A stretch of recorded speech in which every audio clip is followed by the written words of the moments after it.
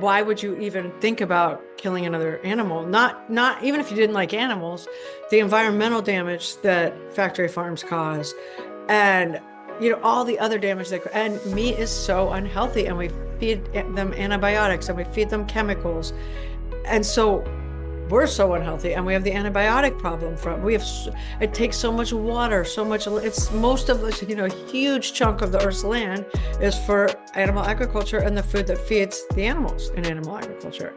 And so all of those problems would go away if we would scale this stuff, and if more government actually were focused on this.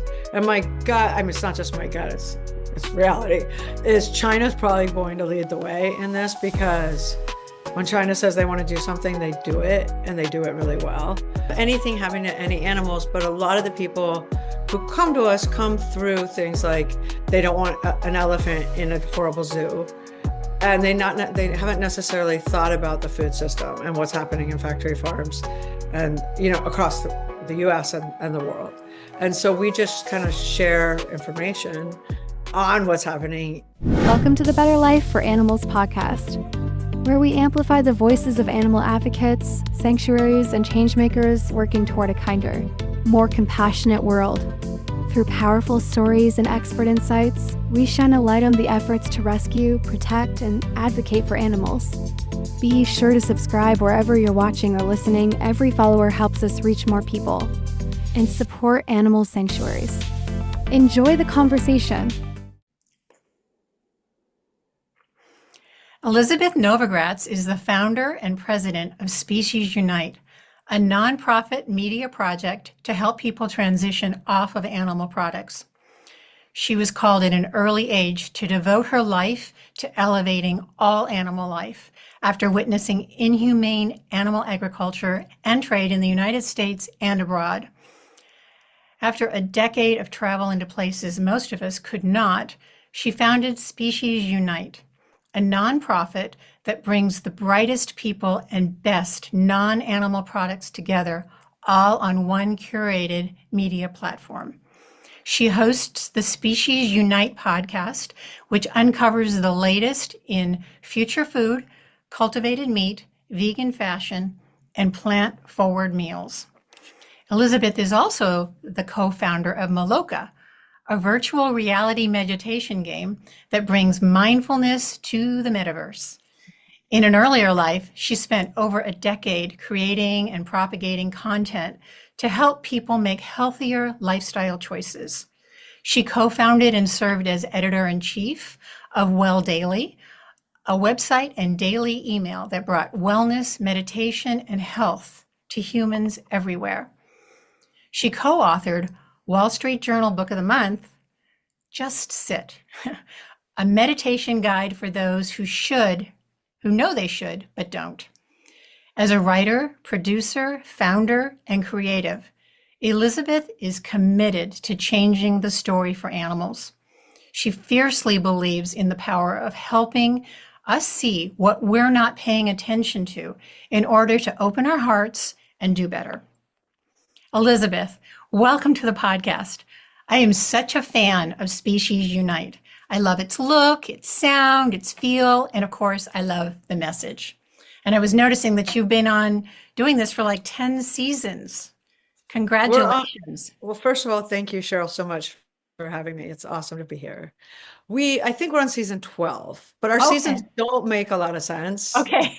Like some seasons are 30 episodes and the early seasons are 8. And so I think we have around 250 episodes. So a lot. Well, that's a lot. Well, congratulations for that. Thank you. Tell us how Species Unite came to be. So we started in 2018 as just a podcast, and it was more of just me because I was traveling a lot, and I would be places around the world and curious about who was helping the animals. And so I met a lot of amazing people, people helping elephants that were formerly, used in horrible situations, or people, just anybody helping anyone, dogs that had been rescued from the dog meat trade. And I was thinking, these people are all like such quiet heroes. We have such a weird idea of what is a celebrity, but we don't give enough attention, time, or applause to people doing like this incredibly hard, often invisible Mm. work. And so when I started, it was more to highlight not only what was happening to animals, pretty much anywhere you can throw a rock on the planet, pretty bad things are happening, Mhm. but to really highlight a lot of these unsung heroes. And so that's how we started. And then a couple years in like the beginning of the pandemic, I realized, this could have a lot more impact if we made some changes. One, if we did other kinds of media as well. And two, if we really marketed to people who liked animals and love animals, but also eat them, which is most people, right? And Mhm. so not market to the vegan animal rights world at all, but instead to the broader audience of animal lovers who eat meat. To put it it's a weird way to say it, but it's true.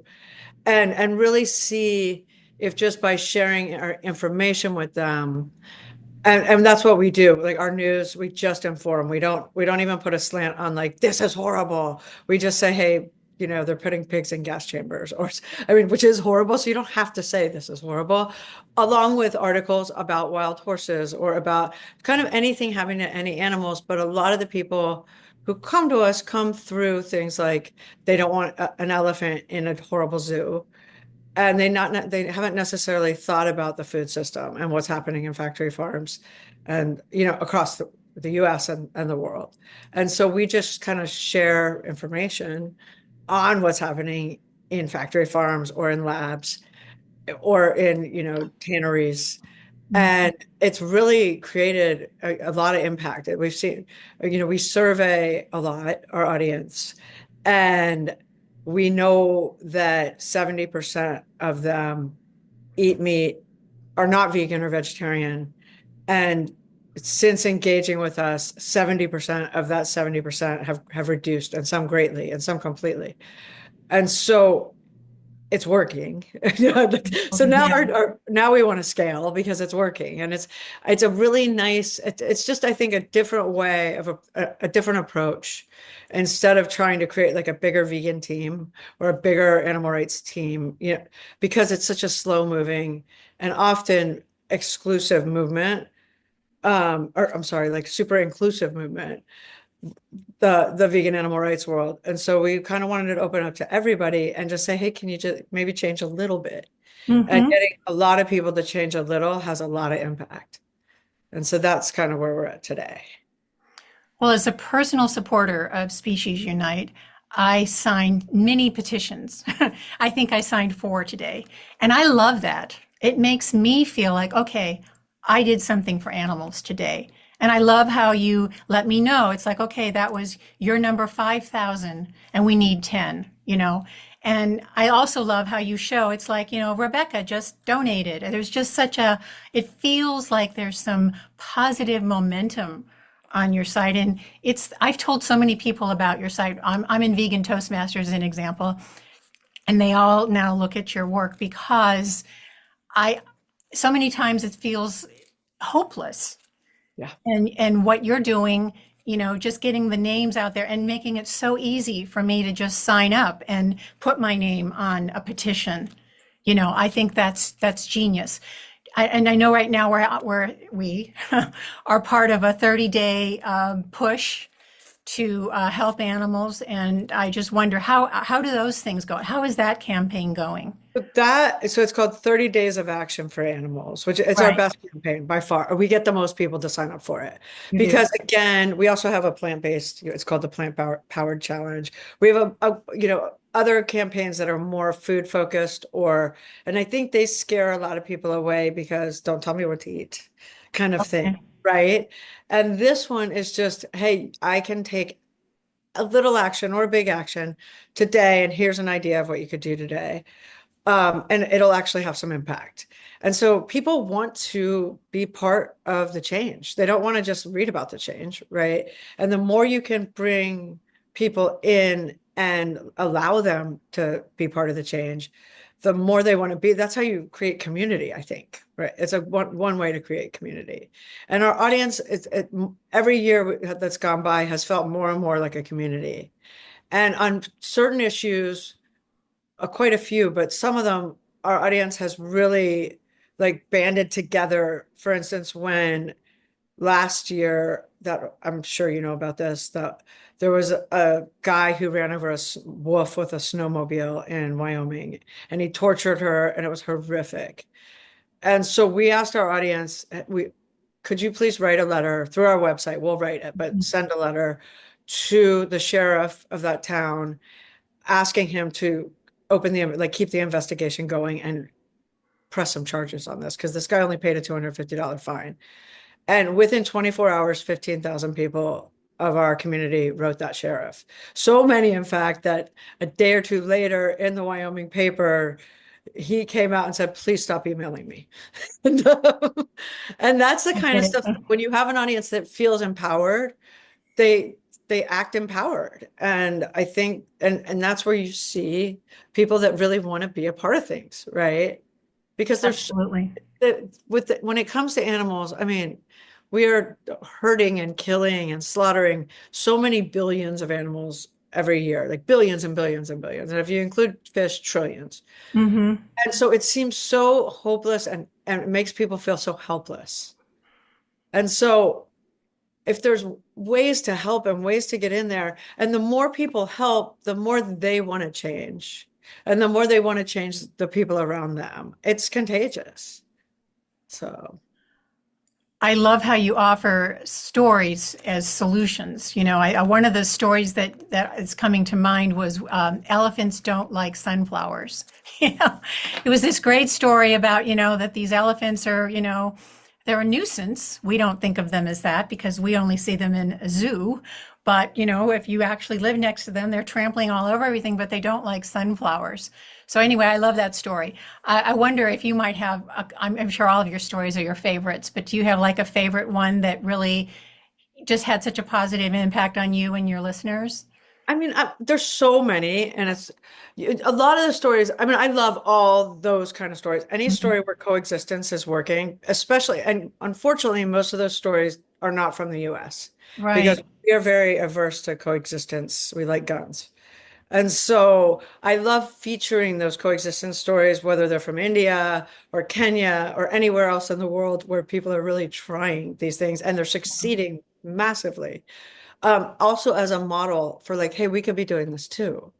And it's crazy that we're just shooting all the predators instead of really coming up with solutions for everyone. So the coexistence stories I completely love. I also love solution stories where people are just working on amazing, Hmm. solutions to get animals out of the food system or get them out of the material system. And the things that are happening right now in both of those spaces, if and when scaled, could really get animals out of both of those systems. So yeah, all of those kind of stories. Well, speaking of guns, one of the things I know you focus on are wolves, and they are just vilified, and I don't personally really understand why. What is the deal with wolves? So wolves have been vilified globally, actually, around the world for forever, right? And it started with Little Red Riding Hood, Mm. and it went from there. Like they've just always been seen as the like horrific predator that's going to eat your children. And in fact, I don't think a wolf has killed anyone in North America in over 100 years. I think there was one that they think had rabies, and that's it, right? But when we first brought wolves back to Idaho and Yellowstone in the 90s, there were towns in the country, one town where they put cages over the school bus stop to protect the children because that was like the fear mongering that was going on that the wolves are going to eat the children. Now, wolves are totally afraid of human beings and they don't want to come near you. You are so lucky if you see a wolf in the wild because they are terrified of us and they're not interested. And so it would have to be something like the rare rabid wolf that would, you know, more people are killed by cow. Like I can't remember what it is. Maybe 25 people a year are killed by cows, Mm. right? And no one's killed by wolves.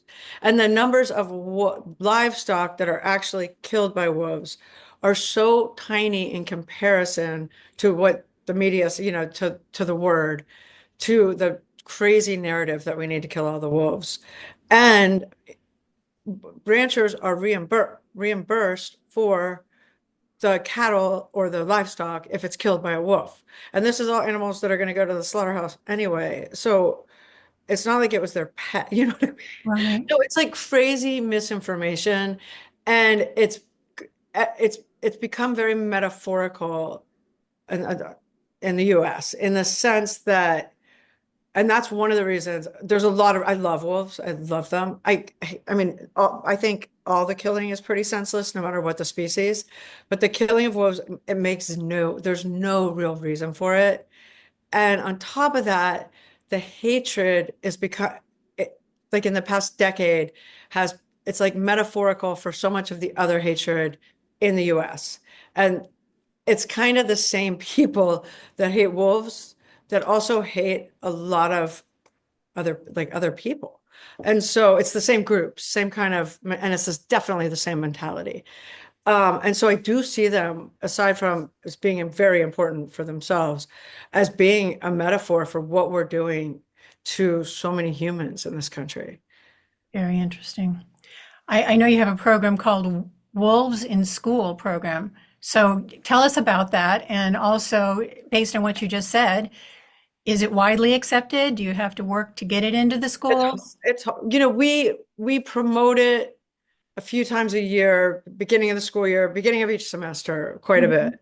And teachers all across the country have downloaded it and used it. We Okay. would love it if it was teachers in Idaho, Montana, Wyoming, and there's a few, but not enough.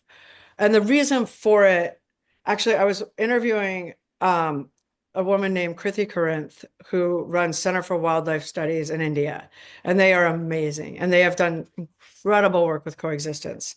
And they went in to all these small villages that are near tigers or are near elephants, where not only do crops get knocked out completely, and then there's no money for the year, right? Right. But so like your aunt might be trampled by an elephant, or a cousin might be killed by a tiger. So the stakes are a lot higher in places like that than they are in the US.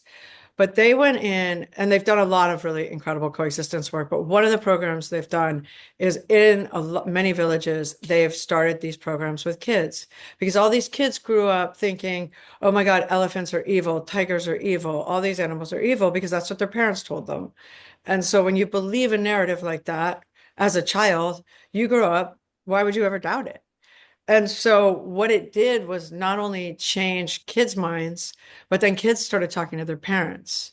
And the parents started loosening up in terms of, oh, wait a minute, actually, these animals are pretty amazing if we can do this kind of coexistence program. And so it really has been working. So that I stole it from the idea from them. Because I was thinking, well, if we could get kids in these places where we're just massacring all of our wolves to start caring about wolves, it would make a big difference. So, Absolutely. yeah. You're listening to Better Life for Animals podcast. Our mission is to amplify the voices of animal advocates, sanctuaries, and changemakers working toward a kinder, more compassionate world. But we can't do it alone. We need your help. First of all, go ahead and subscribe to this channel wherever you're watching or listening. And then get involved by visiting betterlifeforanimals.com. That's betterlifeforanimals.com. Be sure to check out our blog, learn more about incredible sanctuaries, and explore our book section, where 100% of net proceeds from book sales are donated to sanctuaries. Every action you take helps to make a difference. And remember, subscribe to this channel. And now, back to the show. If you're just listening, we are speaking with Elizabeth Novogratz of Species Unite, and this is Better Life for Animals. You know, sometimes, Elizabeth, some of the topics that I see on your podcast, my heart just sinks. You know, a couple of them I'm thinking of are like with the alligator farming. I found that to be very difficult. And then there was one on thrill killing, of all things. And I know those things are important. I just wonder, you know, how do you balance exposing those harsh realities of animal exploitation and still offering hope and solutions? So my very first episode, because I was so angry, Mhm. was about the dog meat trade. in Mm-hmm. Asia. And it was brutal. It was, it was with a man who'd been inside many dog slaughterhouses, and he was very emotional in the interview. And a lot of people heard it, and a lot of the feedback was, don't ever want to listen to your podcast again. It's horrible. And it was. Um, but so I learned, and I still was like, everyone needs to know. Everyone needs to know was kind of how I was feeling at the time. What I learned is people respond much better to solutions. They respond much better to hope, and they respond much better to better stories. But you can't just do that without talking about some of the things, the reason we're in this mess in the first place. Mm-hmm. So the balance is we try to do a lot of solutions conversations, and we Ew. do a lot of, people who like are living in Sumatra with orangutans, and a lot of the hope stories are really also hard stories, um, because there's a reason people are putting orangutans in jungle school and they're learning everything and then going back into the wild. It's because all their mothers were killed. Um, but leading with the cute baby orangutan going to jungle school is a way better way to bring people in than the massacre of their mothers. And so it's a lot of balance. It is. And I can feel it when we're getting too dark or heavy that we have to like step back and talk about it's, lighter things. It's a tough one because it's a dark subject. Yeah. And it's a dark world when it comes to it. Yes. There's It no really- getting around that. Although no. we want to be hopeful because we can do better.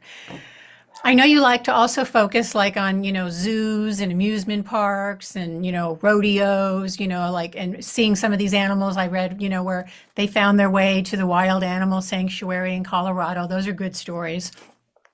Do you see any public opinion shifting away from abusing animals for entertainment? It's a mixed bag because I feel like, because we do a lot of zoo, or, not just on the podcast, but in our news and we talk a lot about zoos, and we talk all of what you just said. And it baffles me what gets people to change, because there are still quite a few people in the US that will take their children to like a Sea World or a Seaquarium, but not so many anymore. It's not like it was 20 years ago. Those places are pretty much looked on as horrible. It still happens, but Mm-hmm. there's still now.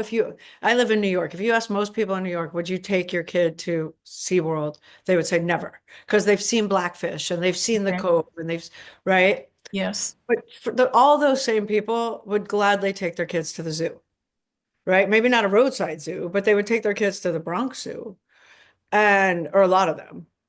And so why is it that orcas are starting to get a pass? People don't want them in captivity anymore, but giraffes aren't. Right. And it's weird, like how human psyches work with this stuff. So I do think you need to keep pushing it all. On this subject, one of my absolute favorite stories, and this was a recent podcast we did, was on the zoo in Argentina, in Buenos Aires. And in 2012, they had a polar bear, and it's like the middle of summer in Argentina, 10,000 degrees, and the polar bear dies of heat stroke. And the city went crazy. They were livid, and they protested the zoo, and the government came in and said, "You're right. We're going to kick it was a zoo that had private owners, and it was like 2,000 animals in horrible conditions in this old school European, really small enclosure zoo." And so the government came in, they changed all the locks, kicked the private owners out. And then they decided, you know what we're going to do? Instead of just make nicer enclosures, we're going to get as many animals out of here as we can. And so for the past decade, they have been moving animals because it's really hard to move these animals. There's only so much room in sanctuaries, and you have to wait sometimes, and it's all going across, international borders, which sometimes takes years of paperwork. And like 2 weeks ago or 3 weeks ago, they just moved the very last animal they're moving, which was an African elephant named Poopy. And Poopy's this beautiful African elephant who has lived there for 25 of her 30 years, is Mm. now in this gorgeous, enormous elephant sanctuary in Brazil. And all they moved 1,600 animals. And the ones that stayed were a few exotics that were too old and there was nowhere to bring them, like the giraffes. Um, and the rest were all native to South America, old or had other issues, but they open the whole place up so you might not ever see them if you go there. They're huge, enormous, and they turn the rest of the place into interactive stuff for kids. So no actual living animal, just things for kids to interact with and learn about animals. And kids love it. And it's such a model for what we should be doing with zoos everywhere. Absolutely. Yeah. You know, we like to focus on sanctuaries here because we feel like they just don't get enough attention and they certainly don't get enough funding. No. So, what do you think? I mean, you just mentioned a fabulous example, but you know, what role do you think animal sanctuaries play in this movement? I think they're way more important than they get credit for. I think they're an amazing way to show, especially people who haven't really thought about any of this stuff, to show people that these animals are individuals. And it's so hard for the brain to like process that when you've looked at them as steak or, Right. a sandwich. And so to meet a cow and he has a name and he has a funny personality or he's sullen, or it changes everything for a person in terms of, oh my God, it's like my dog. So just for that reason alone, I think sanctuaries are essential. And I think they're a great, like, we need them because there's so much horror, uh, as a place to go and see hope and beauty.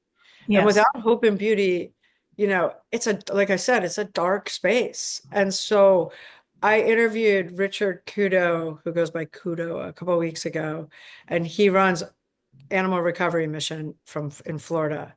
And they do like some of the most horrific undercover work on the planet. Illegal slaughterhouses, horse slaughter, just horrible things. But they're undercover people. After they're out on a job for a month or 2 months or however long the job is, they have a sanctuary where all the animals they've rescued live.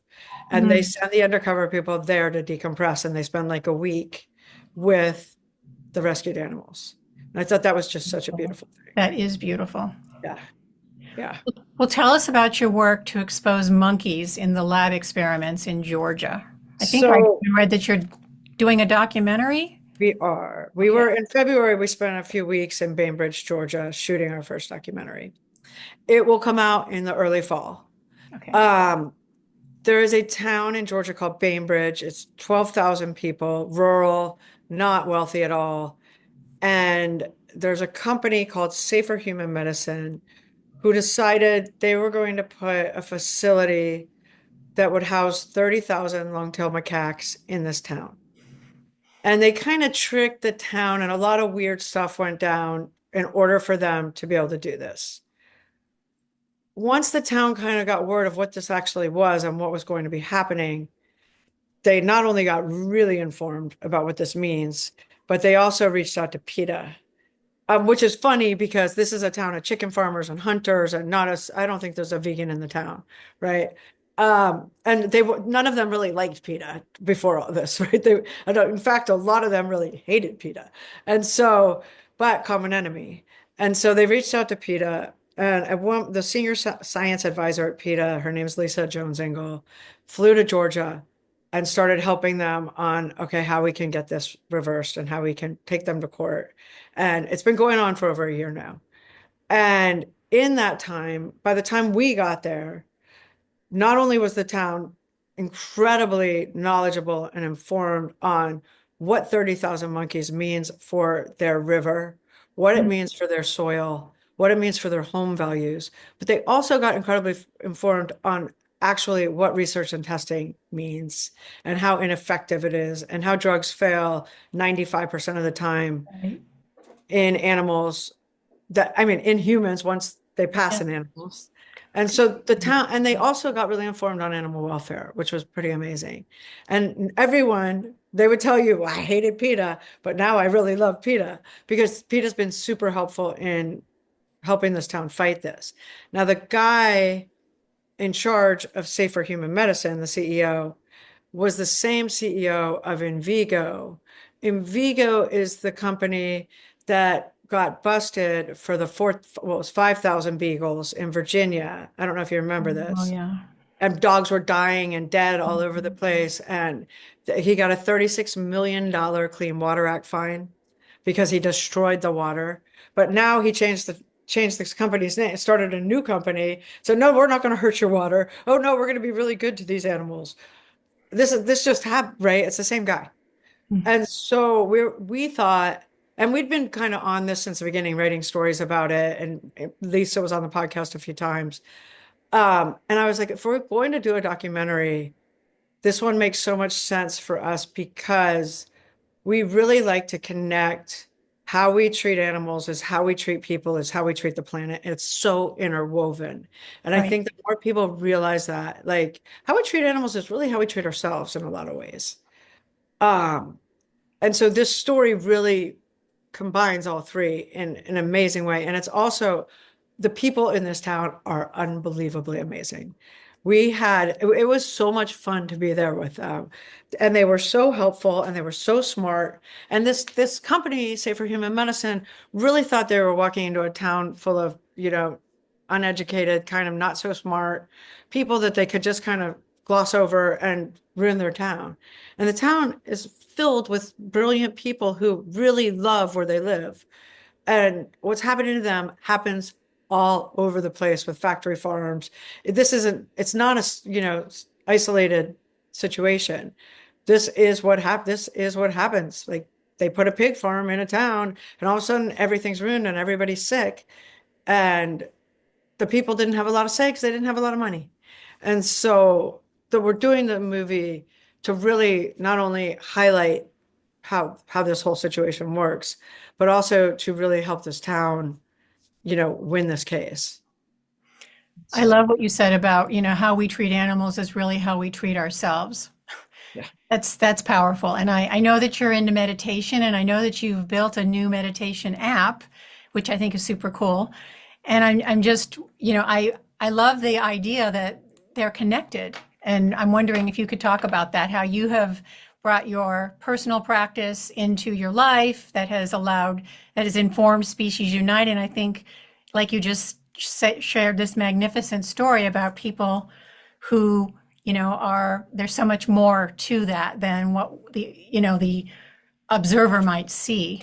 So if we Right. could all maybe reach in and learn about ourselves, we might have a better chance of, being kind to ourselves, which would then perhaps help us to be kind to others and also animals. I'm wondering, is that at all what you Absolutely. And think about? I think it's a mixed bag. I think it does meditation is like such a superpower. It does so Hmm. many incredible things for you. Yes. And one of my brothers said to me once, he's like, God, you have so much discipline that I'm vegan. And I was Mm. like, this doesn't take any discipline. This is awareness, right? And meditation really makes you aware.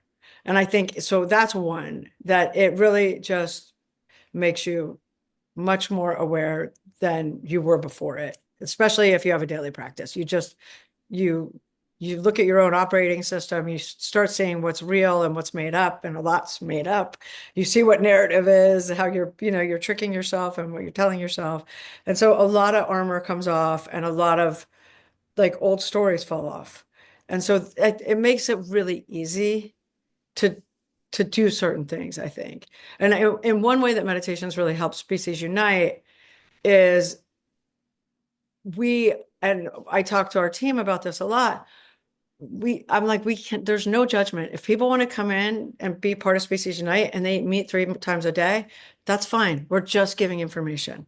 There's no ego in what we're doing. There's no like, you have to be vegan, we're vegan, because that doesn't work. It works maybe 1% of the time. And so, but it's not a natural way to do it when there's a lot of anger about what's happening justifiably to animals, right? And so to really embrace the community and meet them all where they are and just I think is what's made our impact like why so much of our community has reduced or stopped using animal products is we're not telling them what to do ever.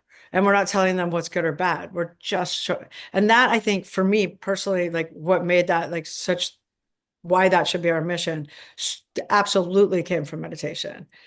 This is not an ego game, right? This is not like, oh, we need to find 500 more vegans or 10,000 more vegans. It's the world, it doesn't work that way. I wish it did. And so that's been super helpful. Um, and yeah, I don't know, because they've both been such a part of my life for so long that they're so intermixed, the animal stuff and the meditation stuff. But I do think they kind of go hand in hand. I absolutely agree that they do. I understand that you ate cultivated meat or chicken for the first time in 40 years. So how was that? I hadn't had meat in a long time since I was a kid. And Uma Valetti, who runs Upside Foods, Mhm. and I decided to do an event where we would introduce cultivated meat to like 70 people in New York. And so they brought in, I was the first purchaser in New York of cultivated meat. I didn't purchase much. I just, it was more symbolic. But to make it legal to bring all this meat in, and they brought in a ton of cultivated chicken grown in a lab from cells. And I was a little nervous because someone was filming it. And like I said, I haven't eaten meat since I was a little kid. And I ate this tiny piece of chicken that was grown from a cell. It was no animal involved, but you still know you're eating meat, which is weird for a vegan, right? Mhm. I ate it and I was a little worried I was going to be like, get sick or something on the camera. And instead, I've eaten so much plant-based. I've eaten so much plant-based everything that to me, it was like, okay, just eat it. And it didn't, it was symbolic. It was amazing because this could be the full-on future of food, right? And so all my fears went away pretty quickly. But of the 70 people that were there, I think only Uma, his wife, and myself were the only vegans there. So it was all meat eaters at this event. And Yeah. every single one of them first of all, ate the meat. And second of all, were astonished that it tasted just like chicken. I had no idea I had had chicken in so long. But they were like, oh, and I was like, well, it is chicken. And Yeah. they were, no, but it tastes just like chicken. I'm like, well, it's chicken. It was pretty cool to see and be a part of. I was at the Mercy for Animals 25-year gala, and they offered it there, so I had a bite of it as well. So I know exactly what you're talking about, and I don't see personally that I ever will be. I don't need to eat it, No. but for the millions of people out there who don't want to give up on Yeah. what they're eating, and they also don't want to be cruel if they No. don't have to be. Do you No. really see this as our future? I think I think there's a lot of hurdles, and there have been hurdles since day one, and it's still going. Mm-hmm. I think scale is the next hurdle, and once scaled, yeah, once scaled, this stuff will get to a point, and once the feed is scaled, what they feed the cells with, that's the big thing. Once all that's scaled, I think why would you even think about killing another animal? Not even if you didn't like animals, the environmental damage that factory farms cause, and all the other damage and meat is so unhealthy, and we feed them antibiotics and we feed them chemicals, and so we're so unhealthy, and we have the antibiotic problem it takes so much water, so much, it's most of this, a huge chunk of the earth's land is for animal agriculture and the food that feeds the animals in animal agriculture.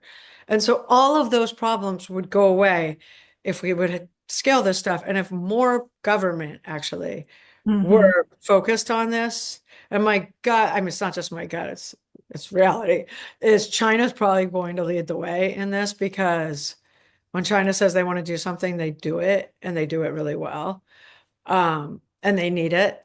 And I would love for the US to be a big player, especially Uma. He's an amazing guy. But our government is really slow to, like, why aren't we subsidizing this stuff instead of factory farms, or at least balancing it out? Exactly. And so, yes, I think, but maybe not in the next 20 years, but I do think this stuff will replace meat, animal meat. You think it's going to be longer than 20 years, I though? hope not, but like, Oh, who knows? okay. Well, what advice do you give to individuals who want to make more compassionate choices, but they just feel overwhelmed by the process? You hear that all the time. And I say, like, go small, Mhm. make one choice a day that have a Beyond Burger instead of the hamburger you're going to just order, or Absolutely. those kind of things. The next time you go shopping, instead of you need a new bag or buy a vegan one. And there's so much good stuff out there now instead of leather. Like just make small choices.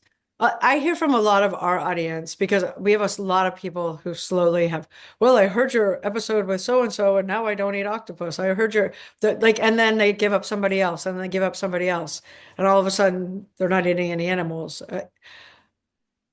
Do it that way. Just say I'm not going to eat chicken, or I'm not, and then them try and bring in another animal. But there's lots of ways to, and I think most people, like for me, it was like, oh, never again. In 20 seconds, I was vegan. And then but I don't think most people's brains work that way. There's so much conditioning in all of this. I think for most people, it's a lot of work to make these changes, and it's not easy. And so to treat yourself really empathically and kindly and make little changes. And if you mess up, that's okay. Keep going. Absolutely. Yeah. Well, Elizabeth, what's next for Species Unite, and what are you most hopeful about for the future of animal welfare? What I'm most hopeful for is cultivated meat, big time. Okay. That is like and when I say 20 years, I'm just because I used to say a lot less, and people were like, what? I wanted to I'm hear five, Elizabeth. I am by far more hopeful for cultivated meat than I am for anything, Okay. because I just think it could be such a game changer for billions of animals. And for cultivated meat to scale and like take over. That is my biggest hope. I think that could help the most animals the fastest. I also think tech tech, even though we need all of us and we need everything all of us are doing, I think tech really is what is the tipping point for most major change, like these kind of changes.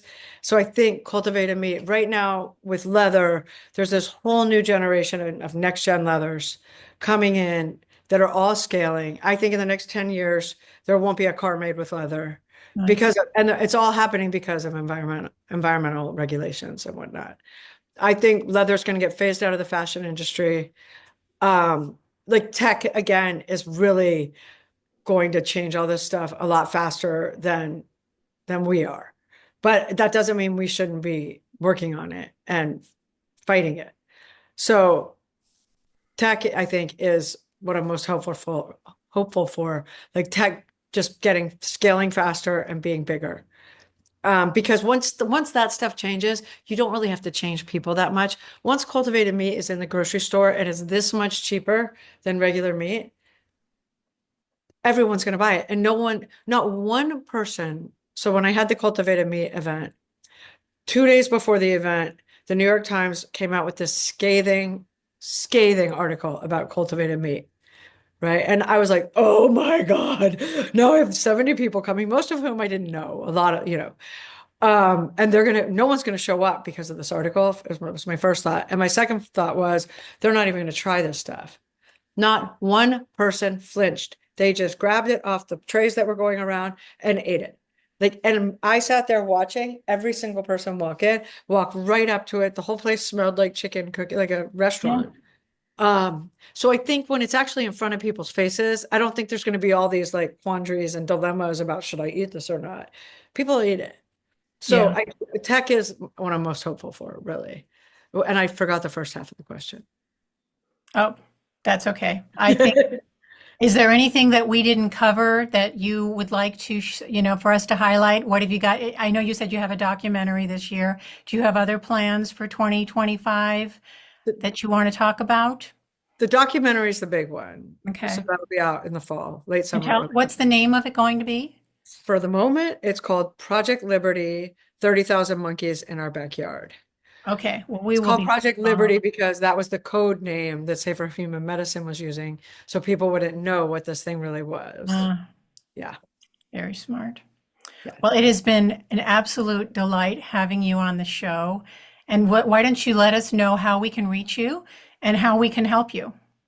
We are at speciesunite.com, speciesunite.com, and sign up and subscribe. That's like the biggest way you can help. It's a wonderful platform. I encourage everyone to sign up. Thank you, Elizabeth. And thank you, everyone, for listening. This has been Better Life for Animals. And if you've enjoyed it, please like it and subscribe it to us so that we can continue to create a better life for animals. Cheryl, thank you so much. This was awesome. Thank you. Thank you for joining us on the Better Life for Animals podcast. Together, we can create a world where all beings are treated with dignity, respect, and care. If you enjoyed this episode, be sure to subscribe, rate, and review wherever you're listening. It helps us reach more people and spread awareness about the incredible work happening in animal sanctuaries. You can also share this episode with friends and fellow advocates to keep the conversation going. Until next time, keep speaking up, taking action, and making a difference for the animals.